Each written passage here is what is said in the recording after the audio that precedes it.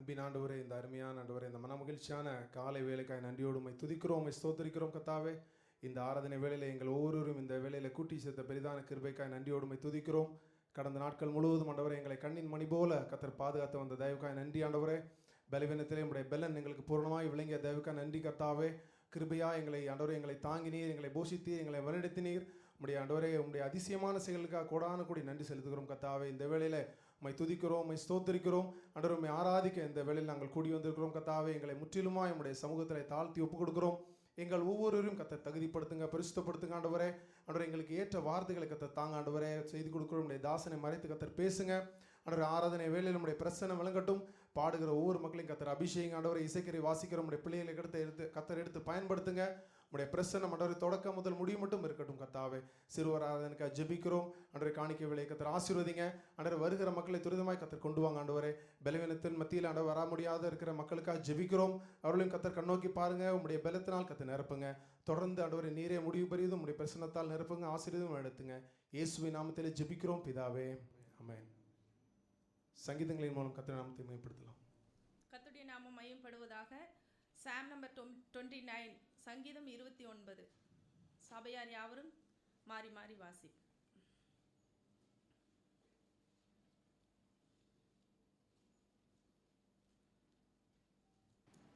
பலவான்களின் புத்திரரே, கர்த்தருக்கு மகிமையும் வல்லமையும் செலுத்துங்கள், கர்த்தருக்கே அதை செலுத்துங்கள்.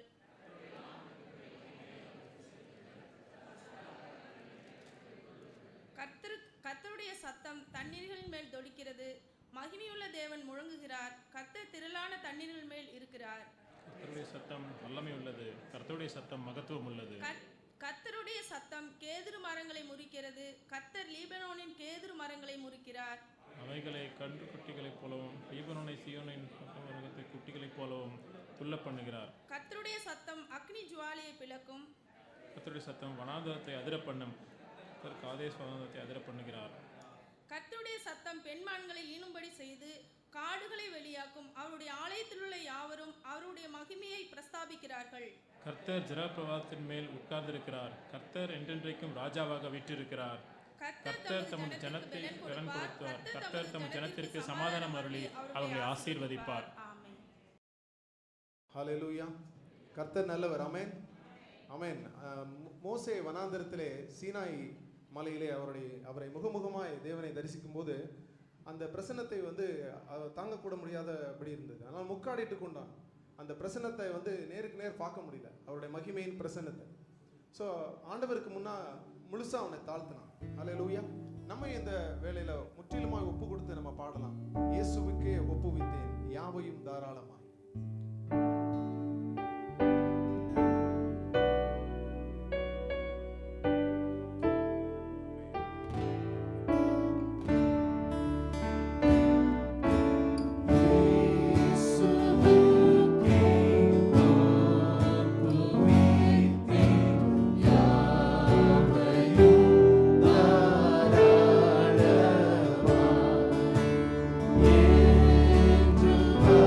Yeah.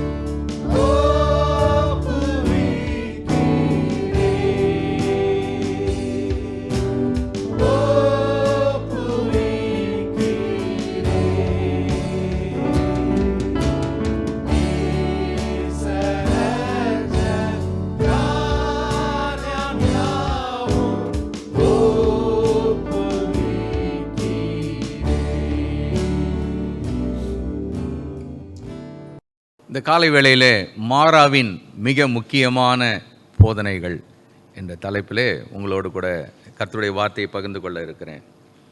மாராஸ் மோஸ்ட் இம்பார்ட்டண்ட் டீச்சிங்ஸ், மாராவின் மிக முக்கிய போதனைகள். மாரா வாழ்க்கையில் அநேக முறை நாம் யாவரும் கடினமான பாதைகளின் ஊடாக பாடங்களை கற்றுக்கொள்கிறோம். 2 அறிவை குறித்து சொல்வார்கள். ஒன்று சொல்லறிவு, இன்னொன்று பட்டறிவு. என்னங்க சொல்லறிவுனா என்ன, பட்டறிவுனா என்ன அப்படின்னா, ஒரு அறிவு சொன்னால் மற்றவங்க என்ன பண்ணணும், அதை எடுத்துக்கணும், புரிஞ்சிக்கணும், அவங்க கொஞ்சம் கஷ்டப்படாமல் கற்றுக்கணும் அப்படின்னு சொல்லி தருவாங்க. யாருக்கு சொல்லி தருவாங்க அப்படின்னு கேட்டால், பெரியவங்க சின்னவங்களுக்கு சொல்லி தருவாங்க. இதெல்லாம் என்ன பண்ணாத, ஆமாம், பட்டறிவு பெற்றவங்க சொல்லறிவை புகுத்துவாங்க. இதெல்லாம் வேண்டாங்க, நாங்கள்லாம் எங்கள் அனுபவத்திலேருந்து சொல்கிறோம், இப்படிலாம் வேண்டாம் அப்படின்னு. ஆனால் தேங்க்யூ, ஒரு சிலருக்கு சொல்லறிவு கொஞ்சம் கூட ஏறாது, மண்டையில் பட்டாதான் புரியும். அதான் சொல்லுவாங்க, தமிழில் இன்னொரு சேயிங் ஒன்று இருக்குது, காக்கைக்கு சொல்லறிவு, கொக்குக்கு பட்டறிவு அப்படின்வாங்க. இது காக்கா என்ன பண்ணுமா, நம்ம கிட்ட போய் அதை அடிக்க போகிறோன்னு அப்படி குனிஞ்ச உடனே டக்குன்னு என்ன பண்ணிடும், அது பறந்து போயிடும். அது காக்கா, அது தெரியும் இவன் என்னமோ நம்மளை பண்ண போகிறான்ப்பா அப்படின்னு தெரியும், உடனே அது ரொம்ப உஷாராக ஓடிவிடும். கொக்குக்கு துப்பாக்கி எடுத்து நம்ம குறிக்காரர் இருக்கார் பாருங்க, அவர் அழகாக குண்டெல்லாம் போட்டு அங்கேயே உட்காந்துருக்கும். அது பட்டுன்னு சத்தம் கேட்ட உடனே தான் என்ன பண்ணும், கொக்கு பறக்கும். அது பறக்கும் போதே பாதி அடிபட்டு விழுந்துடும். அநேகர் நம்முடைய வாழ்க்கையில் கடினமான பாதைகளின் ஊடாக நாம் பாடங்களை கற்றுக்கொள்கிறோம். நம்முடைய வாழ்க்கையின் அனுபவங்கள் நமக்கு ஒரு சிறந்த ஆசிரியராக விளங்குகிறது. என் பையன் வந்திருக்காரு, வருத்தப்பட மாட்டான்னு சொல்லி நினைக்கிறேன். ஒரு சின்ன உதாரணம் என் பையனை பற்றி நான் சொல்ல விரும்புகிறேன். நாங்கள் பீகாரில் ஊழியம் செய்த நாட்களில் பழைய ஒரு வீட்டில் இருந்தோம். பாஸ்டர் அந்த வீட்டுக்கு வந்திருக்காரு. அந்த வீட்டுக்கு எல்லாரும் பார்க்குறவங்களாம் சொல்லுவாங்க, ஏதோ பூத் பங்களாக அப்படின்வாங்க. அது என்ன சொல்கிறது, ஒரு பாடணிஞ்ச ஒரு வீடு மாதிரி இருக்கும். அது ஒருத்தர் எங்களுக்கு வாடகை கொடுத்தாரு. அந்த நாட்களில் அங்கே வீடு கிடைக்காது ஊழியத்துக்கு. இந்த மனுஷன் அவருடைய பிள்ளைங்க ஒரு கிறிஸ்தவ பள்ளிக்கூடங்களில் படித்ததுனால எங்களுக்கு ஒரு வீடை கொடுத்தாரு. அங்கே இருந்தோம். அந்த வீட்டில் மழை பெஞ்சால் நிறைய எறும்பு வரும், கட்டெரும்பு வரும். இந்த கட்டெரும்பு என்ன பண்ணும் அப்படின்னு கேட்டால், வீடு ஃபுல்லாக ஓடும். என் பையன் அப்போ அவருக்கு டேவிடுக்கு ஒரு வயசு 1.5 வயசு இருக்கும். இந்த எறும்பை விரட்டுறது ஒரு பெரிய விளையாட்டு. தினம் நாங்கள் சொல்லுவோம், இந்த எறும்புக்கிட்ட போகாத அப்படின்வோம். ஆனால் தினம் போய் ஒரு 4 எறும்பை அடிச்சுட்டு, நான் எறும்பை அடிச்சுட்டேன்னு கொண்டு போய் எங்களை கூப்பிட்டு போய் என்ன பண்ணுறது, காமிக்கிறது, எத்தனை எறும்பு அடிச்சிருக்காருன்னு காமிக்கிறது. நாங்கள் போய் அதை பார்த்து, வேண்டாம் இது எறும்பு கடிச்சிரும்னு சொல்லுவோம். ஆனாலும் அது அடிக்கிறது. ஒரு நாள் திடீர்னு பிள்ளை அழுகுது, எதுக்குன்னு தெரியல எங்களுக்கு. அவங்க அம்மா ஏன் அழுகுறான்னு தெரியல, அவனுக்கு என்ன ஜுரம் அடிக்குதா, வயிறு வலிக்குதா, இதுவா எல்லாம் பார்க்குறாங்க, சட்டையெல்லாம் கழட்டி பார்க்குறாங்க, ஒன்றும் இல்லை. ஏதாவது கடிச்சிருக்கா உடம்புல பார்க்குறாங்க, அதுவும் இல்லை. ரொம்ப நேரம் தொடர்ந்து அழுகுறா போல். என்ன எதுக்கு அழுகுறான்னு எங்களுக்கு ஒன்றும் தெரியல. ஆனால் கடைசியில் கண்டுபிடிச்சோம், இந்த கை மட்டும் எப்படி இருக்கு, டைட்டாக மூடி இருக்கு. ஏன் மூடி இருக்குது அப்படின்னு கையை திறந்து பார்த்தா, உள்ள ஒரு கட்டெரும்பு என்ன பண்ணுது, கடிச்சிட்டு தொங்குது. அதில் கண்ணெல்லாம் கண்ணீர், மூஞ்செல்லாம் செவந்து போய் உடம்பெல்லாம் அப்படியே ஆடுது. என்னன்னு கேட்டால், இந்த கடைசியில் உள்ள எறும்பு உள்ளே கடித்து தொங்கிட்டு இருக்கு. மறுபடியும் சொல்கிறோம், என்ன சொல்கிறோன்னு கேட்டால், அப்போவே சொன்னோம்ல, என்ன சொன்னோம், எறும்பு வேண்டாம், எறும்பு அடிக்காத, எறும்புக்கிட்ட போகாத அப்படின்னு சொன்னோம்ல. இப்போது புரியுதா, என்ன புரியுதா, எறும்பு கடிச்சா எப்படி இருக்குதுன்னு புரியுதா? வெல், நம்ம நிறைய நேரத்தில் இதை மாதிரி தான் சில அனுபவங்கள் என்ன பண்ணுறோம், எதை வேணான்றோமோ அதை ஏன் வேணாம், அது செஞ்சு பார்த்தா என்ன, அதில் என்ன தப்பு இருக்குது அப்படின்னு பல காரியங்களை நம்ம செஞ்சுக்கிட்டே இருப்போம். அப்புறம் அடிபட்ட பிறகு தான் தெரியும், ஐயோ நான் செய்ய வேணான்னு முன்னாவே சொன்னாங்களே, ஆனால் நான் செஞ்சிட்டேனே. நிறைய பாடங்களை நாம் இப்படித்தான் ஒரு கடினமான வழியின் ஊடாக கற்றுக்கொள்கிறோம். இன்றைக்கு நாம் வேதத்தில் வாசிக்க எடுத்துக்கொண்ட வேத பகுதி யாத்திரையாகமத்தின் புத்தகம் 15ஆம் அதிகாரம் 22 முதல் 27 வரை. யாத்திரையாகமம் 15, 22 முதல் 27. பின்பு மோசே இஸ்ரவேல் ஜனங்களை சிவந்த சமுத்திரத்திலிருந்து பிரயாணப்படுத்தினான். அவர்கள் சூர் வனாந்தரத்துக்கு புறப்பட்டு போய் 3 நாள் வனாந்தரத்தில் தண்ணீர் கிடையாமல் நடந்தார்கள். அவர்கள் மாராவிலே வந்தபோது மாராவின் தண்ணீர் கசப்பாய் இருந்ததினால் அதை குடிக்க அவர்களுக்கு கூடாதிருந்தது. அதனால் அவ்விடத்துக்கு மாரா என்று பெயரிடப்பட்டது.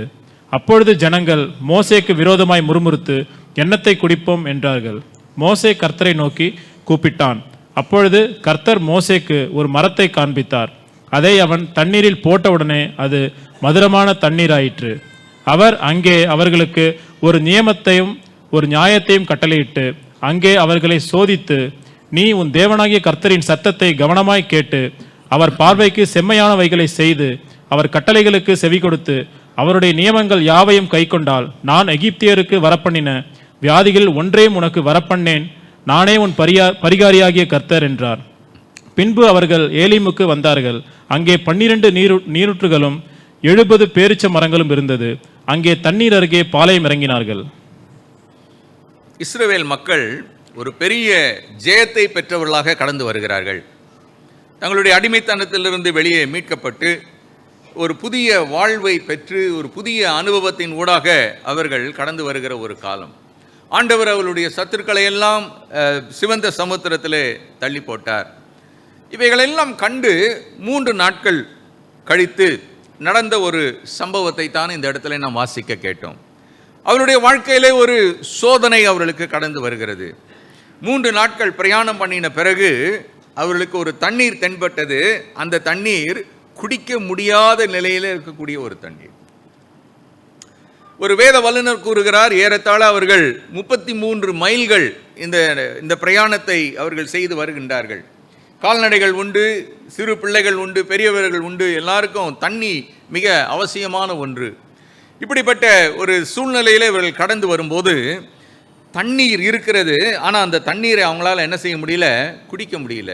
கடந்து வந்த பாதையெல்லாம் அவர்கள் வந்த பாதை வெறும் ஒரு மணலும் சரடு நிறைந்த ஒரு பாதையில் வருகின்றார்கள். இப்படிப்பட்ட தேவ மக்கள் இவருடைய வாழ்க்கையிலே சோதனையின் ஊடாக இப்போ அவர்கள் கடந்து வருகிறார்கள். நாம் இந்த சம்பவங்களின் மூலமாக சில பாடங்களை கற்றுக்கொள்ளும்படியாக தேவன் நமக்கு வைத்திருக்கிறார். எல்லாம் வாழ்க்கையிலே ஒரே நிலையிலே காணப்படாது என்பதை நாம் அறிந்து கொள்ள வேண்டும். மாரா என்பது ஒரு கசப்பான ஒரு அனுபவம். மாரா என்பது விரும்பாத ஒரு அனுபவம். மாரா என்பது எதிர்கொள்ள தயக்கம் காட்டுகிற ஒரு அனுபவம். இப்படிப்பட்ட ஒரு அனுபவத்தின் ஊடாக கடந்து போகிற மக்களாக ஒருவேளை இன்றைக்கு காலையில் யாராவது இங்கே வந்திருக்கலாம். ஒருவேளை நீங்கள் சொல்லலாம், இல்லையா நான் நல்லா தான் இருக்கிறேன், எனக்கு மாறா என்ற ஒரு அனுபவமே கிடையாது, எனக்கு எப்போவுமே வெற்றி மேலே வெற்றி வந்து கொண்டே இருக்கிறது, நான் மிகவும் சுமூகமாக வாழ்ந்து கொண்டிருக்கிறேன், எனக்கு சமாதானம், சந்தோஷம், சுபிட்சம் இருக்கிறது என்று சொல்லலாம். ஒன்றை மறந்துவிட வேண்டாம், வாழ்க்கை என்பது ஒரு சக்கரத்தை போன்றது. எப்பொழுதெல்லாம் வாழ்க்கை சக்கரம் மேலே போகிறதோ அது கீழே என்ன செய்யும், தானே இறங்கி வரும்.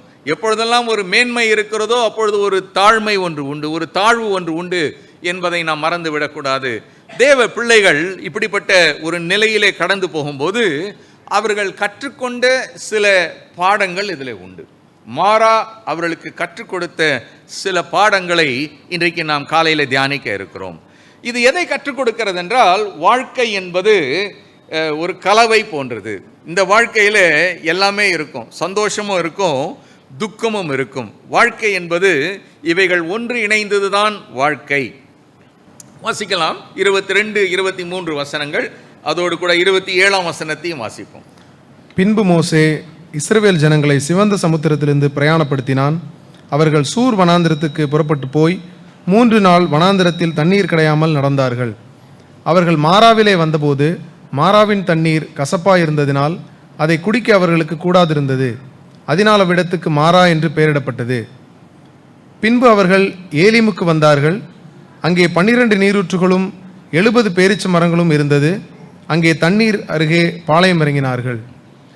பின்பு அவர்கள் ஏலிமுக்கு வந்தார்கள். மாராவில் இருந்தார்கள். பின்பு அவர்கள் எங்கே வந்தார்கள்? ஏலிமுக்கு வந்தார்கள். நல்ல ஞாபகம் வைத்துக் கொள்ளுங்க. மாரா என்பது ஒரு தற்காலிகமான ஒரு அனுபவம்.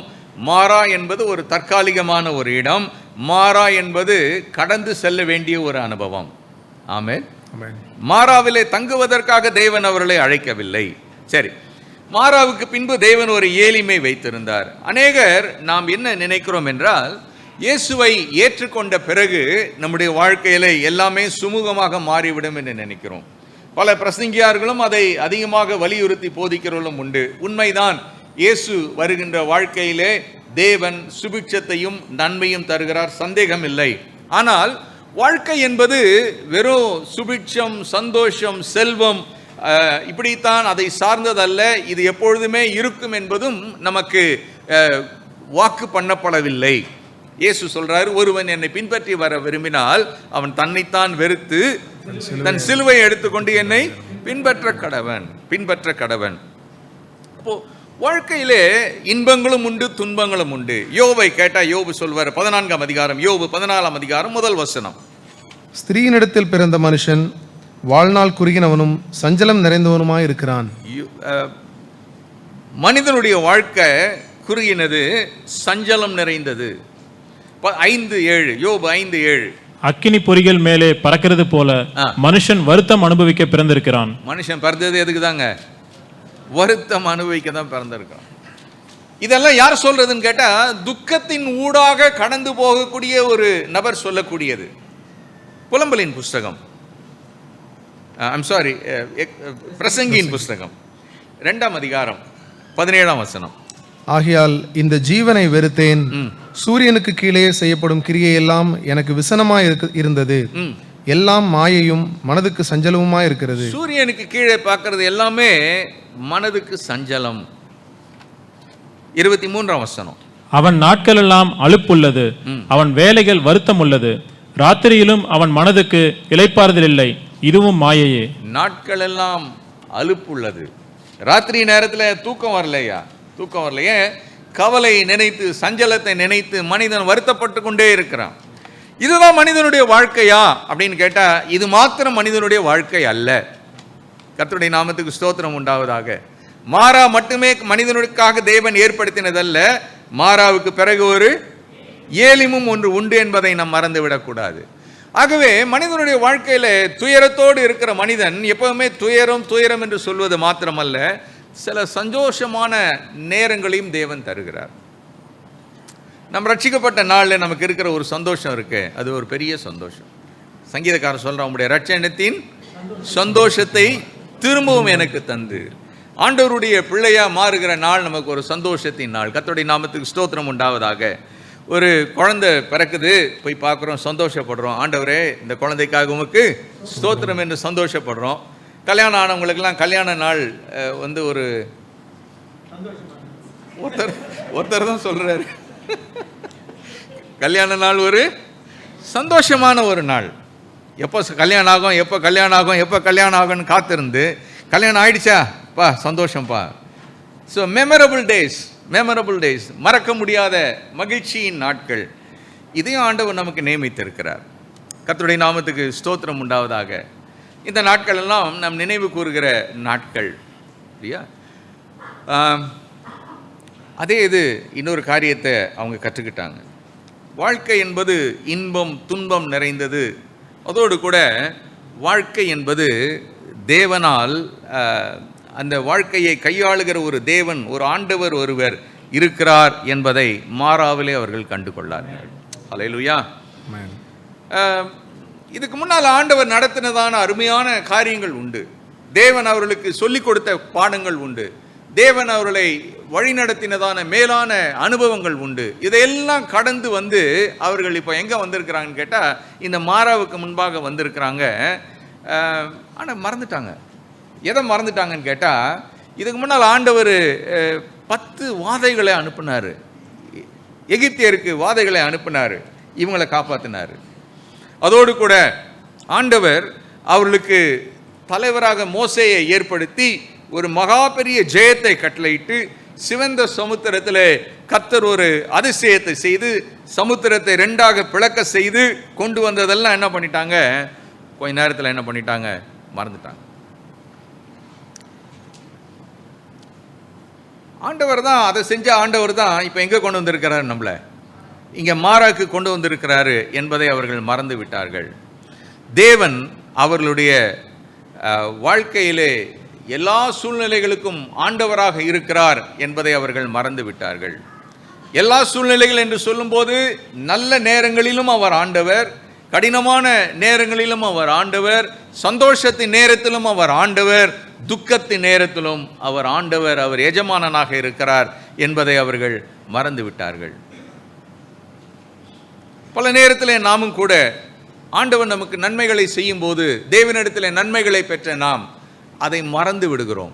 ஆண்டவர் செய்த நன்மைகளை நாம் மறந்துவிட்டு நாம் நம்முடைய வாழ்க்கையிலே கடினமான சூழ்நிலைகளின் ஊடாக கடந்து போகும்போது நாம் என்ன நினைக்கிறோம் என்றால், இந்த சூழ்நிலையிலே தேவன் இருக்கிறாரா, இதை தேவன்தான் இந்த சூழ்நிலைகளுக்கு கொண்டு வந்தாரா என்று நாம் பல நேரத்திலே நாம் கேள்வி கேட்கிறவர்களாக இருக்கின்றோம். ரோமர் 8:28 நம்ம எல்லாருக்கும் தெரிந்த ஒரு வேத பகுதி. அன்றியும் அவருடைய தீர்மானத்தின்படி அழைக்கப்பட்டவர்களாய் தேவனிடத்தில் அன்பு கூறுகிறவர்களுக்கு சகலமும் நன்மைக்கு ஏதுவாக நடக்கிறது என்று அறிந்திருக்கிறோம். தேவனிடத்தில் அன்பு கூறுகிறவர்களுக்கு எது எது நன்மைக்கு ஏதுவாக இருக்கிறது? எல்லாம் சகலமும் நன்மைக்கு ஏதுவாக இருக்கு. வீட்டில் போய் அந்த முழு அதிகாரத்தை நீங்க பாருங்களேன். அதில் துரைத்தனங்களானாலும் கர்த்தத்துவங்களானாலும் ஆளுகைகளானாலும் எல்லாமே நல்லது. அதோடு கூட கிறிஸ்துவின் அன்பை விட்டு நம்மை பிரிப்பவன் யார்? இதெல்லாம் இந்த இக்கட்டான பாதைகள்லாம் வந்தால் கூட இதுக்கும் அவர் யாரா இருக்கிறார் அப்படின்னு கேட்டால், அவர் தான் யாரா இருக்கிறார்? சகலத்தையும் என்னவா செய்கிறாரு?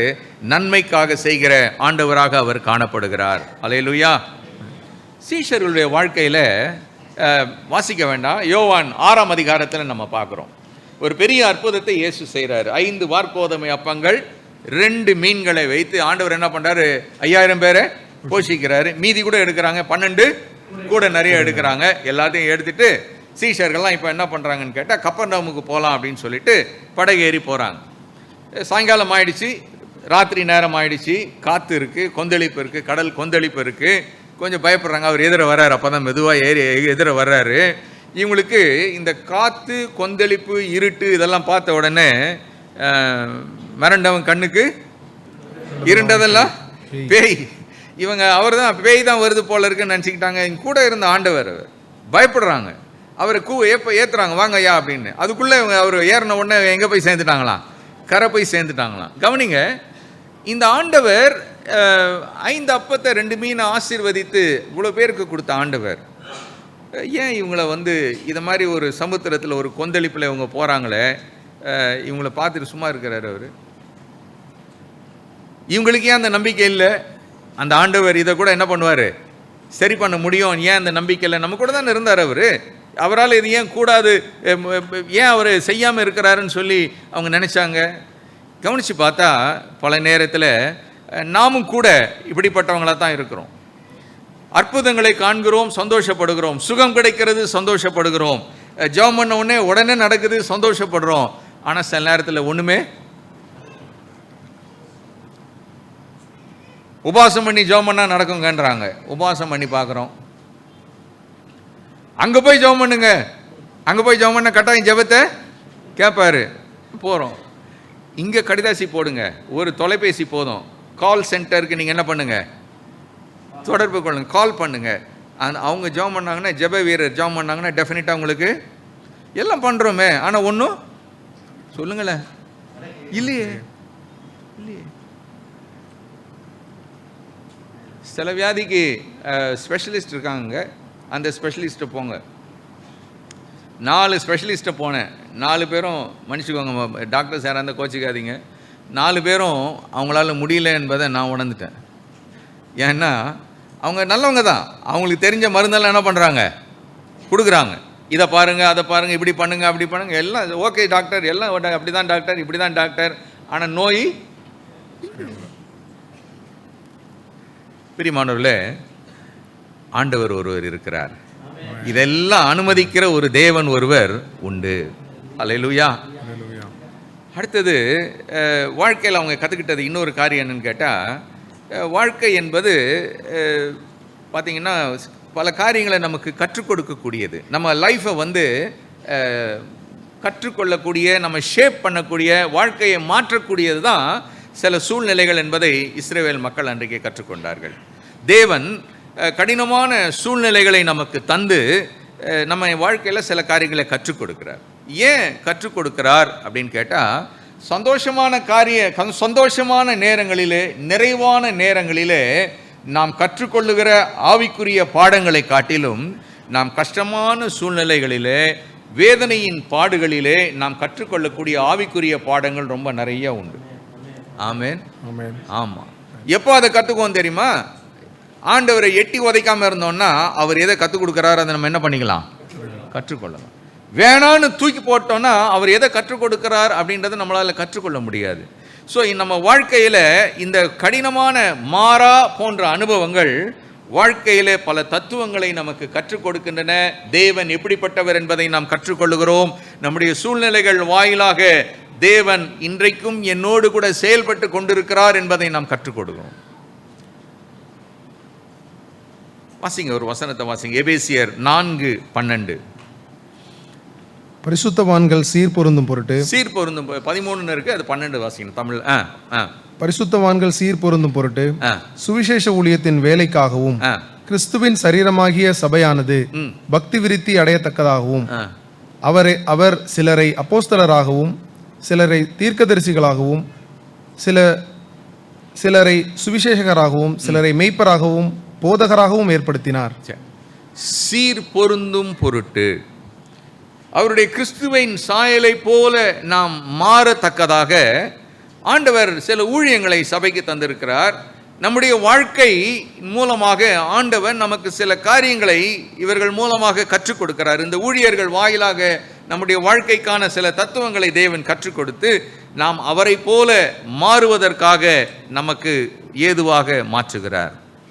இஸ்ரவேல் மக்கள் தங்களை குறித்து மாறாவிலே கற்றுக்கொண்டார்கள். முதலாவது இஸ்ரவேல் மக்கள் வாழ்க்கை என்றால் என்ன என்பதை மாறாவிலே கற்றுக்கொண்டார்கள். இரண்டாவது இஸ்ரவேல் மக்கள் தாங்கள் யார் என்பதை அவர்கள் தெரிந்து கொண்டார்கள். தாங்கள் யார் என்பதை தெரிந்து கொண்டார்கள். ஒரு மனிதர் விதமாக சொல்லுகிறார், life is like a giant library அப்படின்றார். ஒரு பெரிய நூலகத்தை போல நம்முடைய வாழ்க்கை இருக்கிறது. ஒரு நூலகத்தில் போனால், பெரிய நூலகத்தில் போனால் நிறைய நூல்களை நாம் படிக்கலாம்.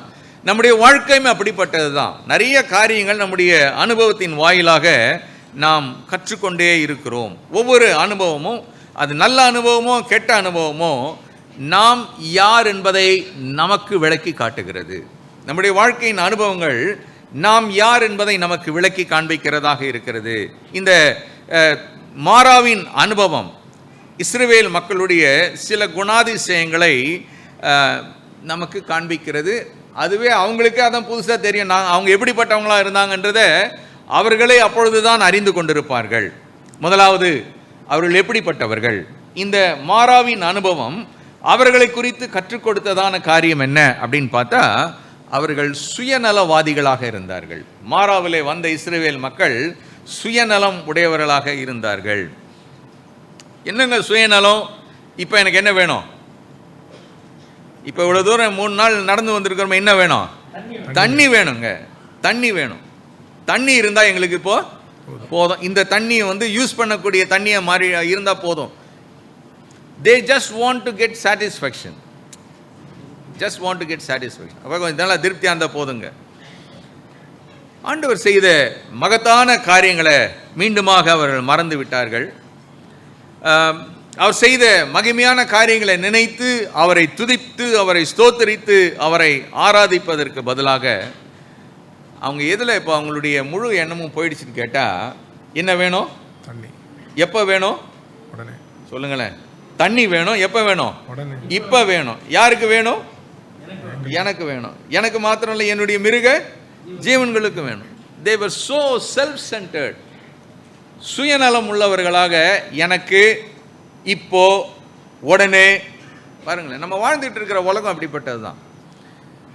முன்னெல்லாம் காப்பி தூளை வாங்கிட்டு வந்து பெரிய ஃபில்டரில் போட்டு அது வந்து ஒன்று ஒன்று சொட்டாக உள்ளே வந்து அப்புறம் அந்த டிகாஷன் இறங்கிறதுக்கு அதுக்கப்புறம் பாலை சூடு பண்ணி எல்லாம் பண்ணுறதுக்கு ஒரு காஃபி போடணுன்னா அட்லீஸ்ட் ஒரு 10லேருந்து 15 நிமிஷம் ஆகும். இப்போ ஒன்றும் பிரச்சனையே கிடையாது. 2 ரூபா பேக்கெட் தான். பக்கத்தில் கடை இருந்ததுன்னா ஓடி போய் வந்துட்டாங்க சரி இப்போ என்ன பண்ண, ஒரு 2 ரூபாய்க்கு ஒரு பேக்கெட் வாங்கிட்டு வா, டக்குன்னு போடு, 2 நிமிஷத்தில் என்னது இன்ஸ்டன்ட் காஃபி. இந்த பக்கம் போனால் ஒரு கடை இருக்குது, சாப்பாட்டு கடை. அங்கே பாட்டிலாக வச்சுருக்கிறான் குழம்பு. மார்க்கெட்டிங் பண்ண நான் வரல. சோறவடி பாட்டிலேருந்து அவ்வளோதான் முடிஞ்சது. இப்படிப்பட்ட ஒரு காலத்தில் நாம் வாழ்ந்து கொண்டிருக்கிறோம். அன்றைக்கு தேவ பிள்ளைகளும் அப்படித்தான் அவர்கள் எதிர்பார்த்தார்கள். உடனே தேவை, இப்போவே தேவை. பிரியமானவர்களே, நம்ம பல நேரத்தில் இடுக்கமான பாதையின் ஊடாக நாம் கடந்து போகும்போது நம்ம என்ன செய்கிறோன்னா, நம்மளை சுற்றிலும் ஒரு வட்டத்தை நாமே போட்டுக்கிறோம். அந்த வட்டத்தை விட்டு நம்ம வெளியே போக விரும்புறதில்லை. நம்ம மறந்துடுறோம், ஆண்டவர் எனக்காக நான் வாழ என்னை அழைக்கவில்லை, நாம் நமக்காகவே வாழ்வதற்காக அல்ல. நாம் செய்ய வேண்டியது என்னவென்றால், முதலாவது தேவனுடைய ராஜ்யத்தையும் அவருடைய நீதியும் தேடணும். அப்பொழுது இவைகள்லாம் என்ன செய்யப்படும்? கூட கொடுக்கப்படும். நாம் எல்லாரும் தெரியும், மத்தேயு 6:33 நம்ம அதை வாசிக்கிறோம். இவர்கள் சுயநலமுடையவர்களாக இருந்தார்கள். அதோடு கூட இவங்க கற்றுக்கிட்ட பாடம், தங்களை குறித்து கற்றுக்கொண்ட பாடம் என்னவென்றால், இவர்கள் தரிசித்து நடக்கிறவர்களாக இருந்தாங்க.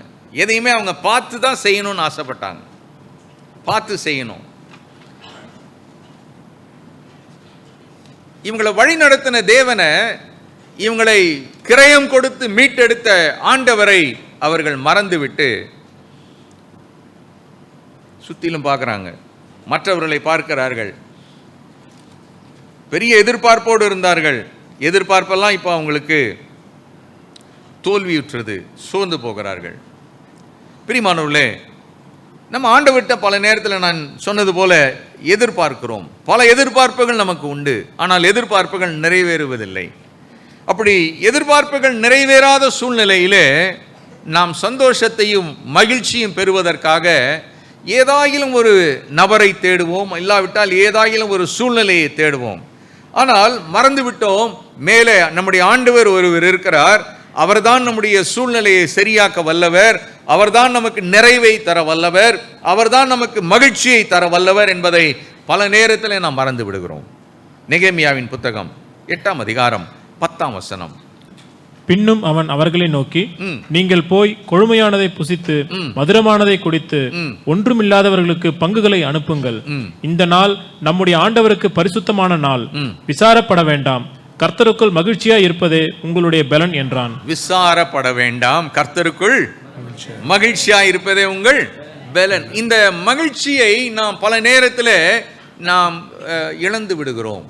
இந்த மகிழ்ச்சியை தரக்கூடிய ஆண்டவரை நாடி வாழ்வது, அவரை சார்ந்து வாழ்வதை நாம் மறந்து விடுகிறோம். சூழ்நிலையை பார்க்கிறோம், ஏமாற்றங்கள். தண்ணி குடிக்கிறதுக்கு இருக்கு, ஆனால் தண்ணி குடிக்க முடியல. நான் பயன்படுத்த விரும்புகிறேன், ஆனால் பயன்படுத்த முடியவில்லை. எதிர்பார்த்த பல காரியங்கள் நடைபெறவில்லை, இருக்குது, ஆனால் பயன் இல்லை. சூழ்நிலைகளை பார்க்காமல் நிறைவை தருகிற, சந்தோஷத்தை தருகிற அவரிலே இருக்கிற சந்தோஷத்தை நாம் அனுபவிக்க நாம் கற்றுக்கொள்வோம். லூக்கால 10ஆம் அதிகாரத்தில் சீஷர்கள்லாம் பிசாசெல்லாம் விரட்டிட்டு வராங்க. பிசாசெல்லாம் விரட்டிட்டு ஆண்டவர்கிட்ட வந்து, ஆண்டவரே உம்முடைய நாமத்தில் பிசாசுகள் எங்களுக்கு என்ன பண்ணுது, கீழ்ப்படி. ரொம்ப சந்தோஷமாக வந்து சொன்ன உடனே ஆண்டவர் சொல்றாரு, 10ஆம் அதிகாரம் 20ஆம் வசனம், ஆகிலும் ஆவிகள் உங்களுக்கு கீழ்ப்படுகிறதுக்காக நீங்கள் சந்தோஷப்படாமல். இதை பத்தி சந்தோஷப்படாதீங்க. இப்ப ஆவி கீழ்ப்படிதுன்னு சொல்லி சந்தோஷப்படாதீங்க. உங்கள் நாமங்கள் பரலோகத்தில் எழுதியிருக்கிறதுக்காக சந்தோஷப்படுங்கள் என்றார். நாமங்கள் பரலோகத்திலே எழுதப்பட்டிருக்கிறதுக்காக சந்தோஷப்படுங்கள். பிரியமானவர்களே, இன்னைக்கு ரட்சிக்கப்பட்ட நம்ம எல்லாருடைய நாமங்களும் ஜீவ புஸ்தகத்தில் எழுதப்பட்டிருக்கு. ஆமென். அதுக்காக நம்ம என்ன பண்ணணும், சந்தோஷப்படுவோம்.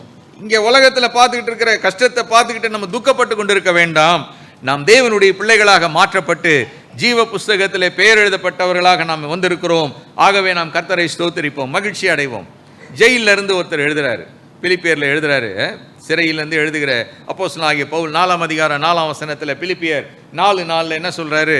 கர்த்தருக்குள் எப்பொழுதும் சந்தோஷமாயிருங்கள், சந்தோஷமாயிருங்கள், சந்தோஷமாயிருங்கள் என்று மறுபடியும் சொல்லுகிறேன். மறுபடியும் சொல்றேன். இவர் சந்தோஷமா இருந்தாரா அப்படின்னு கேட்டா, பாஸ்டர் ஆராதனை நடத்தும் போது சொன்னாரு, பவுலும் சீலாவும் எங்க தான் சந்தோஷமா இருந்தாங்க? சிறையில் சந்தோஷமா இருந்தாங்க. நான் சந்தோஷமா இருக்கிறேன்பா, நீங்க சிறையில் இல்ல, வெளியே எப்படி இருங்க? சந்தோஷமா இருங்க. நான் சிறையில் சந்தோஷமா இருக்கிறேன், நீங்க வெளியே சந்தோஷமா இருங்க. பக்கத்தில் பார்க்காதீங்க, இந்த பக்கம் அந்த பக்கம் பார்க்காதீங்க. ஏனென்றால் நாம் விசுவாசித்து நடக்கிறவர்கள். ரோமர் 1ஆம் அதிகாரம் 17ஆம் வசனத்தை வாசிங்க. ரோமர், விசுவாசத்தினாலே நீதிமான் பிழைப்பான் என்று எழுதியிருக்கிறபடி விசுவாசத்தினால் உண்டாகும் தேவ நீதி விசுவாசத்திற்கென்று அந்த சுவிசேஷத்தினால் வெளிப்படுத்தப்படுகிறது. நம்ம எல்லாம் நமக்கு ஒரு இன்னொரு பேர் இருக்குங்க. என்ன பேருன்னு கேட்டா விசுவாசி அப்படின்னு ஒரு பேர் இருக்கு.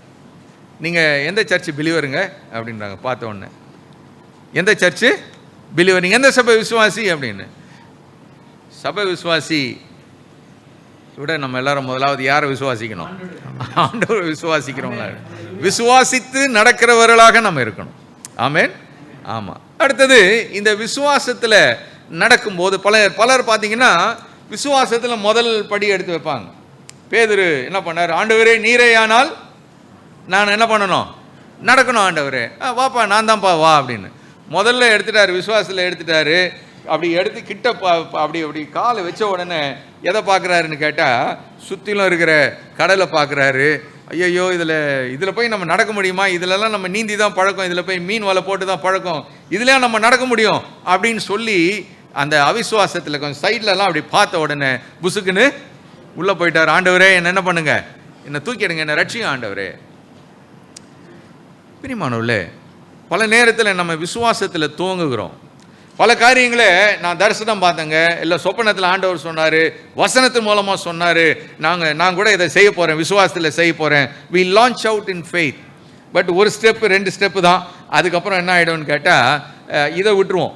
எதை விட்டுருவோம்? விசுவாசத்தை தூக்குகிறவரும் முடிக்கிறவருமாகிய இயேசுவை நோக்கி அதை விட்டுட்டு எதை பார்ப்போம்? இப்படியே பார்ப்போம். பார்க்க எல்லாத்தையும் விட்டுட்டு, ஏன்டா இதை நம்ம ஆரம்பித்தோம், ஏன்டா இதுக்கு நம்ம ஒரு இனிஷியேட்டிவ் எடுத்தோம், ஏன் இதை செய்ய துவங்கணும் அப்படின்னு பல நேரத்தில் நாம் புலம்புகிறது உண்டு. வசனம் சொல்லுது, ரோமர் 14ஆம் அதிகாரம் 23ஆம் வசனம். ரோமன்ஸ் 14:23. ஒருவன் சமுசயப்படுகிறவனாய் புசித்தால் அவன் விசுவாசம் இல்லாமல் புசிக்கிறபடியினால் ஆக்கினைக்குள்ளாக தீர்க்கப்படுகிறான். விசுவாசத்தினாலே வராத யாவும் பாவமே. விசுவாசத்தினாலே வராத யாவும் பாவமே. பாவமே, அதில் வேற ஆப்ஷனே கிடையாது. ஆகவே இந்த மக்கள் தரிசித்து நடக்கிறவர்கள், தரிசித்து நடந்தார்கள். ஆண்டவரை காணாமல், ஆண்டவரை பாராமல் இவர்கள் மற்ற காரியங்களை பார்த்து நடந்து கொண்டிருந்த மக்கள். மூன்றாவது, அவர்கள் தங்கள் வாழ்க்கையை கற்றுக்கொண்டது என்னவென்றால், இவர்கள் திருப்தி அடையாதவர்கள். They were never satisfied. அவங்க இருக்கிறதுல திருப்தி அடையாத ஒரு கூட்ட மக்கள். 3 நாட்கள் முன்பு ஒரு பெரிய ஜெயம், தேவன் தந்த ஜெயத்தை பார்த்தவர்கள். உலகத்தினுடைய மிகப்பெரிய ஒரு இராணுவம் அன்றைக்கு இருந்ததான ரோம சாம்ராஜ்யம், எகிப்தின் சாம்ராஜ்யம். அந்த எகிப்தின் சாம்ராஜ்யம் அப்படியே தண்ணியில மூழ்கிறத கண்கூடா பார்த்தவங்க.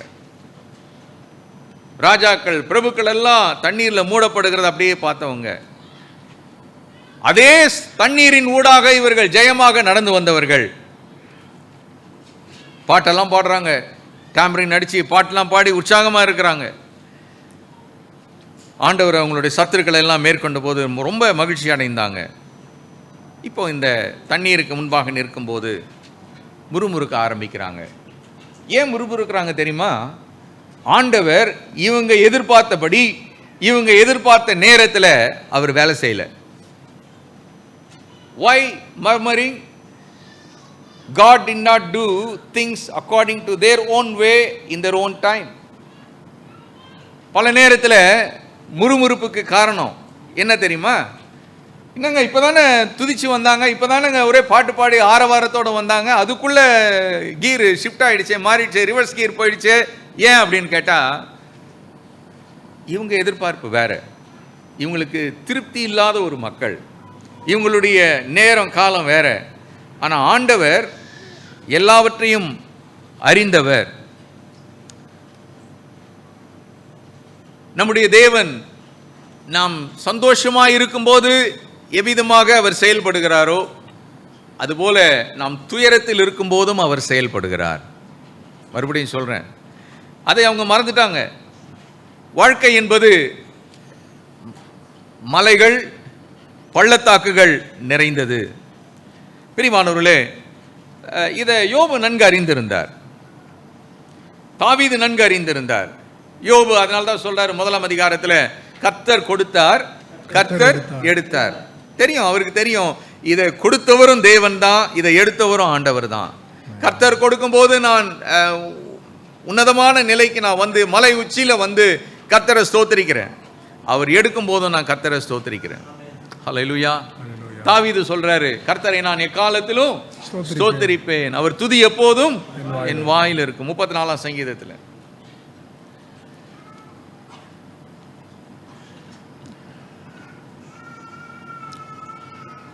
ஆண்டவருடைய உண்மை, அவருடைய உண்மைத்தன்மை, அவருடைய மாறாத தன்மை நமக்கு ஒன்றுமே இல்லைன்னு நம்ம நினைக்கும் போதும் அவர் அப்படியே தான் மாறாதவராக அவர் இருக்கிறார். எபேசியர் 5ஆம் அதிகாரம் 20ஆம் வசனத்தை வாசிப்போம். நம்முடைய கர்த்தராகிய இயேசு கிறிஸ்துவின் நாமத்தினாலே எப்பொழுதும் எல்லாவற்றிற்காகவும் பிதாவாகிய தேவனை ஸ்தோத்திரித்து தெய்வ பயத்தோட ஒருவருக்கொருவர் கீழ்ப்படிந்திருங்கள். பிலிப்பியர் 4:6. நீங்கள் ஒன்றுக்கும் கவலைப்படாமல் எல்லாவற்றையும் குறித்து உங்கள் விண்ணப்பங்களை ஸ்தோத்திரத்தோட கூடிய ஜபத்தினாலும் வேண்டுதலினாலும் தேவனுக்கு தெரியப்படுத்துங்கள். கவலைப்படாதீங்கன்றாரு, அங்க ஸ்தோத்திரம் பண்ணுங்கன்றாரு. நல்லா கவனிங்க, நீங்கள் ஒன்றுக்கும் கவலைப்படாமல் என்ன பண்ணுங்க? ஸ்தோத்திரத்தோட கூட. கவலைப்பட்டா என்ன பண்ண முடியாது? ஸ்தோத்திரிக்க முடியாது. பவுல் அதை தான் கற்றுக் கொடுக்கிறார். நம்முடைய வாழ்க்கையிலே நாம் கடினமான சூழ்நிலைகளின் ஊடாக, மாறாவின் ஊடாக போனாலும் கர்த்தரை நான் எக்காலத்திலும் ஸ்தோத்திரிப்பேன். அந்த சூழ்நிலைகளை நான் ஸ்தோத்திரித்து என் குறிப்புகளை, என் ஜெபத்தை தேவனுக்கு முன்பாக நான் செலுத்துவேன். அடுத்ததாக, இந்த மாறாவுக்கு முன்பாக அவர்கள் கற்றுக்கொண்ட சில பாடங்களில் இன்னொரு பாடம் என்னன்னு கேட்டால், அவர்கள் தேவன் யார் என்பதை அவர்கள் கற்றுக்கொண்டார்கள். ஹல்லேலூயா. முதலாவது, வாழ்க்கைன்னா என்னதுன்னு கற்றுக்கிட்டாங்க. கஷ்டம் ஒவ்வொரு முறை நம்ம லைஃப்பில் வரும்போதும் இதாங்க வாழ்க்கை அப்படின்னு நம்ம என்ன பண்ணுறோம்? வாழ்க்கையை பற்றி கற்றுக்குறோம். புரியுதா? ரெண்டாவதாக, கஷ்டம் மாறா போன்ற சூழ்நிலைகளுக்கு ஊடாக நம்ம வரும்போது நம்ம எதை கற்றுக்குறோம் அப்படின்னு கேட்டால், ஒரு முக்கியமான ஒரு பாடத்தை நம்ம கற்றுக்குறோம். என்னன்னா, நான் தரிசித்து நடக்கக்கூடாது, இஸ்ரவேல் மக்களை போல நான் வந்து சுயநலமாக இருக்கக்கூடாது, தரிசித்து நடக்கிறவனாக இருக்கக்கூடாது, திருப்தி இல்லாதவனாக நான் இருக்கக்கூடாது, தேவன் தந்தவைகளில் நான் மனமகிழ்ச்சியாக இருக்கணும். மூணாவது, இவங்க இந்த பாடத்தின் ஊடாக கற்றுக்கொண்டது என்னன்னு கேட்டால், தேவன் அவர் எப்படிப்பட்டவர் என்பதை அவர்கள் கற்றுக்கொண்டார்கள். தேவன் வல்லவர், அவருடைய தேவைகளை அறிந்தவர் என்பதை அவர்கள் கற்றுக்கொண்டார்கள். சரியா? இந்த மாறாவுக்கு இவங்களை கொண்டு வந்தது யாரு? கர்த்தர் தான் கொண்டு வந்தார். இவங்களுக்கு என்ன ப்ராமிஸ் கொடுத்தாரு அவரு? உங்களை நான் எங்கே கொண்டு போவேன்? கானானுக்கு கொண்டு போவேன். அந்த கானான் எப்படிப்பட்ட ஊர்? பாலும் தேனும் ஓடுகிற ஒரு செழுமையான ஒரு இடத்துக்கு நான் கொண்டு போவேன். ஆனால் நீங்கள் அங்கே போகணுன்னா எதன் ஊடாகத்தான் போயாகணும்? மாறாவின் ஊடாகத்தான் போயாகணும். ஹல்லேலூயா. இந்த ஜேர்னியை, இந்த பயணத்தை திட்டமிட்டவர் யாருன்னா நம்முடைய ஆண்டவர். ஆமென். மாறா வழியாக தான் போகணும்பா, நீ மாறா தான் உன்னை எங்கே கொண்டு போகும்? கானானுக்கு கொண்டு போகும். இந்த மாறா பார்த்து பார்த்து இந்த தண்ணி குடிக்க முடியாமல் இந்த தண்ணிக்கு முன்னால் நின்று நீ யாருன்னு நீ முதலாவது உன்னை பற்றி தெரிஞ்சுக்கணும். வாழ்க்கைனா என்ன என்பதை நீ தெரிஞ்சுக்கணும். அது மாத்திரமல்ல, உன்னை நடத்தி செல்லுகிற நான் யார் என்பதையும், உனக்காக நான் என்னெல்லாம் வைத்து இருக்கிறேன் என்பதையும் நீ கற்றுக்கொள்ள வேண்டும். ஆகவே மாறா மிக முக்கியமான ஒன்று. ஆமென். ஆண்டவர் வந்து இவங்க மாறால முன்னால் நின்று இப்படி கஷ்டப்படுறதை பார்த்து அவர் ஒன்றும் பெருசாக ஆச்சரியப்படல. ஐயோ, எனக்கு தெரியாதப்பா, நீங்கள் இவ்வளோ கஷ்டப்படுவீங்க, இந்த வழியாக தான் நீங்கள் போவீங்க, இவ்வளோ கஷ்டமாக உங்களுக்கு எனக்கு நான் கொஞ்சம் கூட நினைக்கவே இல்லையே நீங்கள் இவ்வளோ கஷ்டப்படுவீங்கன்னு நினச்சி ஆண்டவர் அதை பற்றி அவர் ஆச்சரியப்படவே இல்லை. ஏன்னா வாசிங்களேன், மத்தேயு சுவிசேஷம் 6ஆம் அதிகாரம் 32ஆம் வசனம், Matthew 6:32.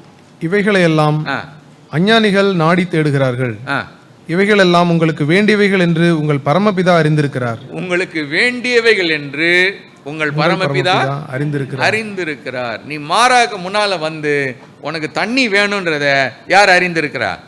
உன் பரமபிதா அறிந்திருக்கிறார். ஆமென். ஆண்டவர் நமது எல்லா தேவைகளையும், தேவ பிள்ளைகளுடைய தேவைகளை அவர் அறிந்திருக்கிறார். ஆமென். தப்பா நினைக்காதீங்க. நாளைக்கு என்ன வியாதி வரும்ன்றது கூட யாருக்கு தெரியும்? ஆண்டவருக்கு தெரியும். நாளைக்கு என்ன கஷ்டம் வரப்போகுது ஆண்டவருக்கு தெரியும். ஏனென்றால் நம்முடைய ஆண்டவர் கடந்த காலத்தின் ஆண்டவர் மாத்திரமல்ல, அவர் நிகழ்காலத்தின் ஆண்டவர் மாத்திரமல்ல, அவர் எதிர்காலத்தின் ஆண்டவர். ஆமென். தேவன் சர்வ ஞானம் உள்ளவராக இருக்கிறார். அவர் சர்வ வியாபியாக இருக்கிறார். எல்லாவற்றையும் முன் அறிந்தவர் அவர். நம்ம எல்லாம் வந்து என்ன பண்ணுவோம்னா, இப்போ இருந்து இன்னும் ஒரு 10 வருஷத்துக்கு என்ன பண்ண போகிறோம், 20 வருஷத்துக்கு என்ன பண்ண போகிறோம், இதை தான் என்ன பண்ணுவோம், நம்ம திட்டம் பண்ணுவோம். உயிரோடு இருந்தால் எல்லாம் கரெக்டாக போச்சுன்னா என்னெல்லாம் செய்யலாம் அப்படின்னு. ஆண்டவர் நம்ம பிறக்கிறதுக்கு முன்னாடியே இருந்து நம்மை குறித்து எல்லாவற்றையும் அவர் திட்டமிட்டு வைத்து விட்டார். ஆமென். ஆமென்.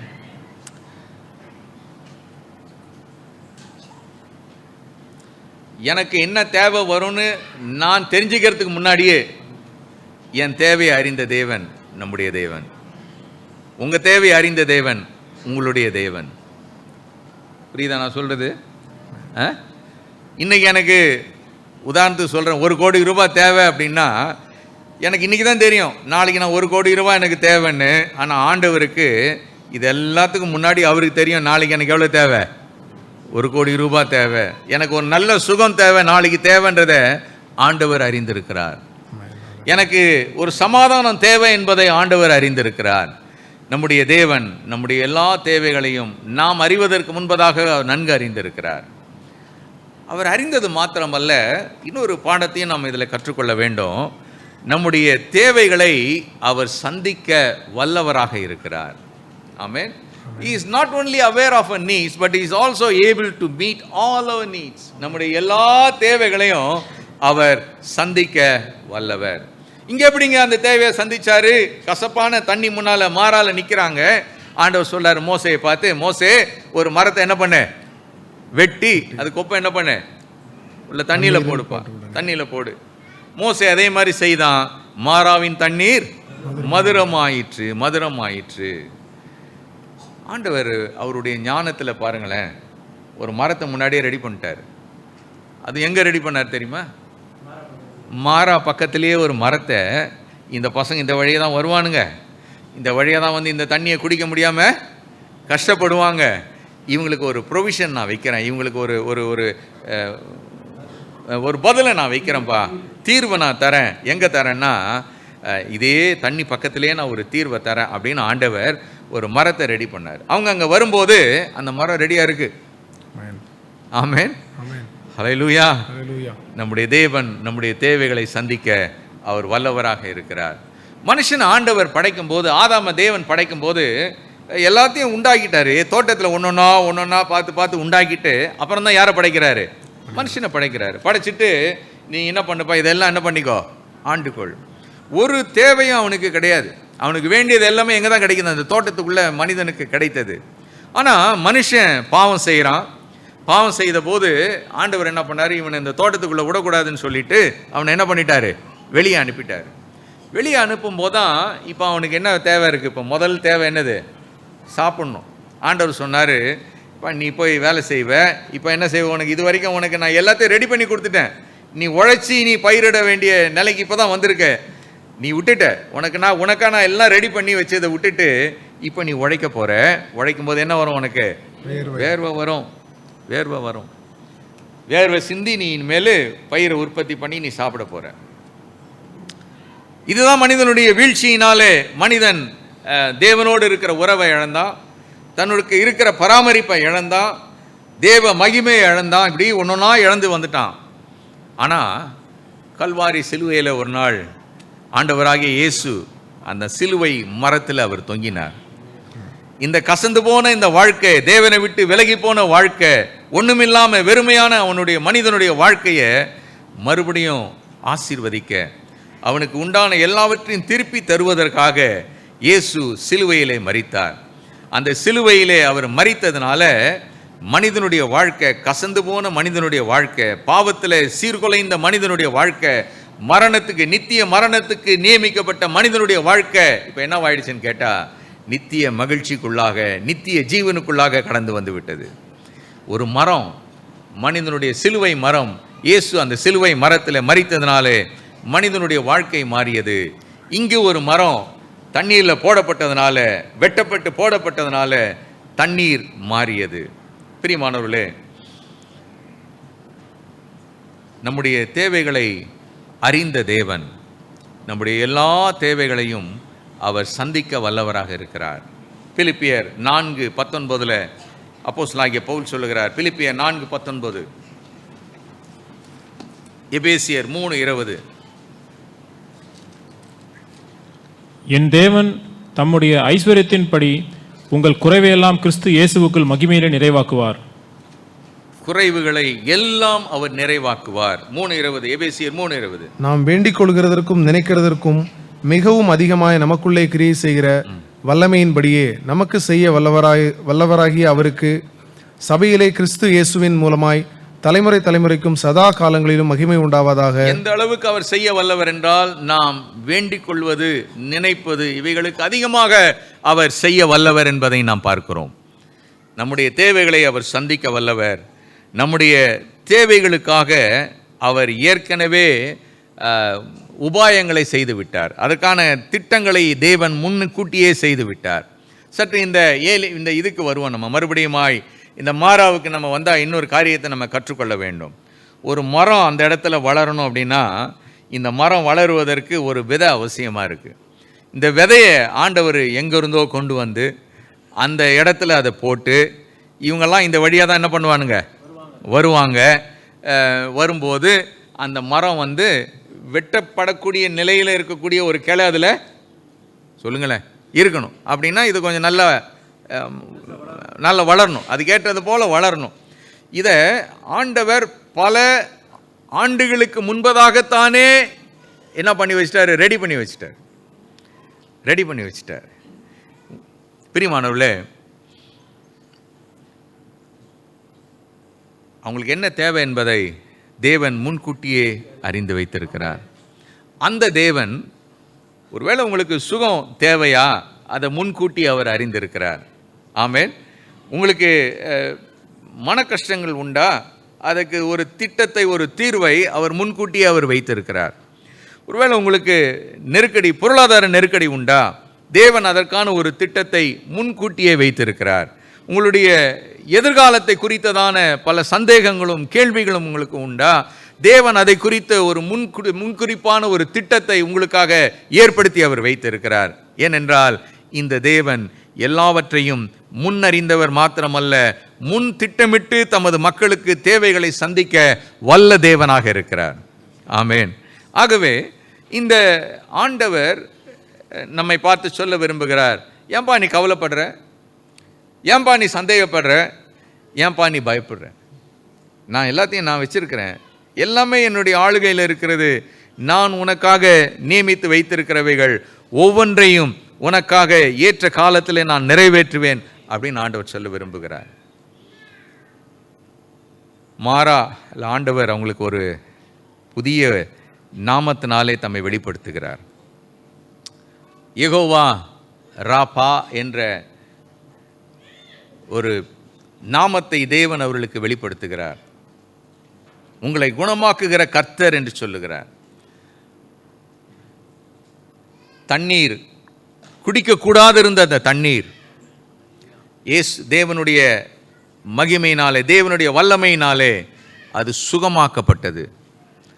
இன்றைக்கி காலை வேளையிலே குடும்ப உறவுகளிலே ஒரு கசந்து போன நிலையில் இருக்கலாம். நீங்கள் வேலை செய்கிற கம்பெனி அல்லது வேலை செய்கிற ஆஃபீஸ் உங்களுக்கு ஒரு கசப்பான ஒரு சூழ்நிலையை உங்களுக்கு உருவாக்கி தந்திருக்கலாம். இல்லாவிட்டால் நீங்கள் கற்றுக்கொண்டிருக்கிற பாடங்கள் உங்களுக்கு ஒரு பெரும் சுமையாக ஒரு கசப்பான மாறாவை போல இருக்கலாம்.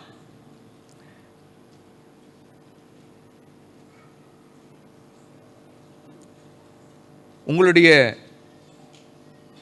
நெருங்கின உறவுகள் உங்களுக்கு கசப்பான மாறாவை போல இருக்கலாம்.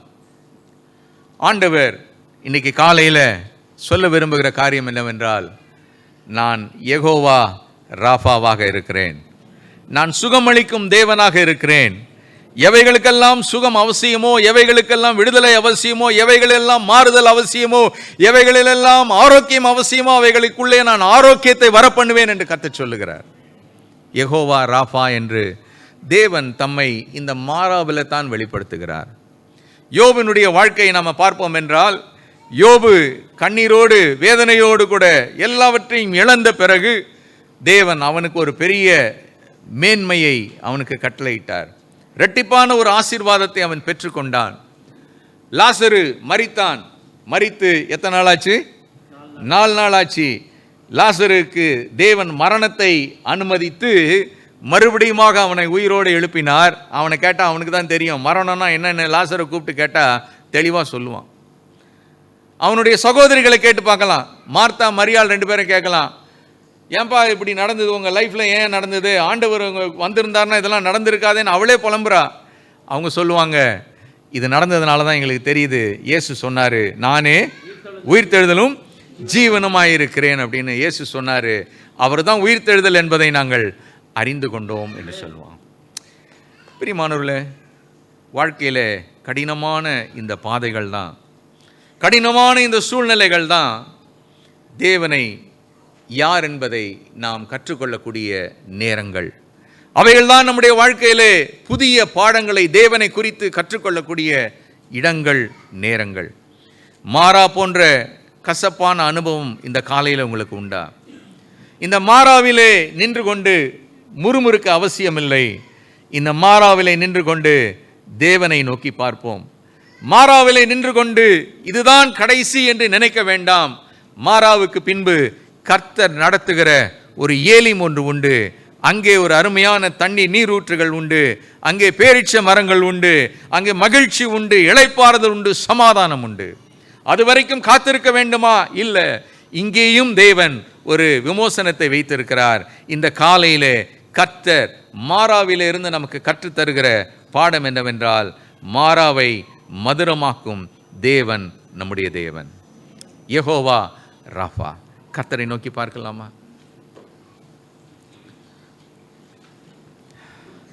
உங்க மாறா அனுபவம் என்னன்னு எனக்கு தெரியாது.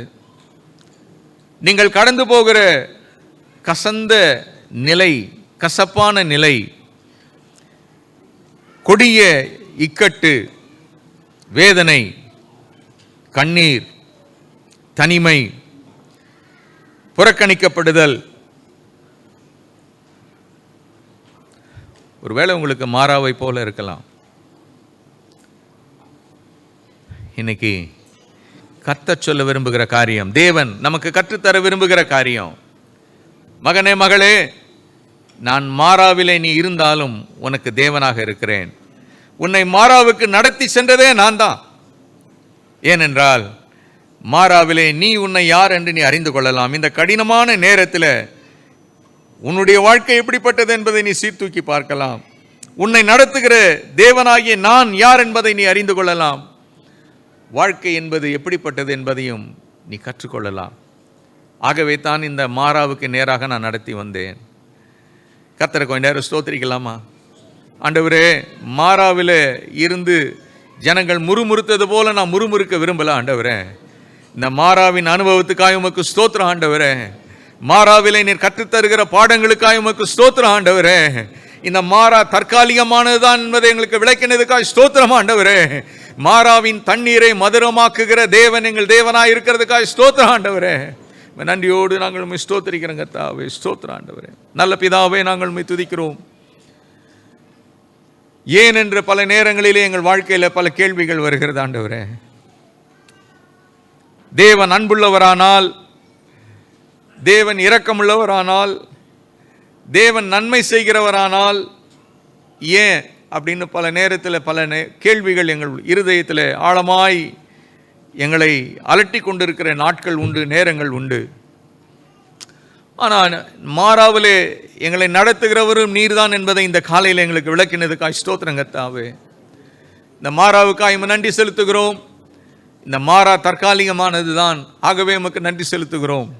மாறா எங்களுக்கு கற்றுத்தரும் பாடங்களுக்காக நன்றி செலுத்துகிறோம். தொடர்ந்து உம்முடைய மக்களோடு கூட எங்களோடு கூட பேசும். நாங்கள் மாறாவிலே முறுமுறுக்காதபடிக்கு யெகோவா ராஃபாவை நாங்கள் பார்க்க எங்களுக்கு உதவி செய்யும் ஆண்டவரே. எங்களை சுகமாக்குகிற தேவனை காண உதவி செய்யும் ஆண்டவரே. கேள்வி கேட்காமல் முறுமுறுக்காமல் இவைகளின் மத்தியிலும் கர்த்தரை நான் எக்காலத்திலும் ஸ்தோத்தரிப்பேன் என்று சொன்ன சங்கீதக்காரனை போல துதிக்க உதவி செய்யும். இயேசு ராஜாவின் நாமத்தில் பிதாவே, ஆமென். நம்முடைய கர்த்தராகிய இயேசு கிறிஸ்துவின் கிருபையும் பிதாவாகிய தேவனுடைய அன்பும் பரிசுத்தாவின் அந்யோன்ய ஐக்கியமும் நம் அனைவரோடும் என்றும் என்றும் இயேசுவர் மட்டும் இருப்பதாக. ஆமென். என் ஆத்துமாவே கர்த்தரை சோத்திரி, என் முழுவலுமே அவருடைய பரிசுத்த நாமத்தை சோத்திரி. என் ஆத்துமாவே கர்த்தரை சோத்திரி, கர்த்தர் செய்த சகல உபகாரங்களை மறவாதே. ஆமென். ஹல்லேலூயா.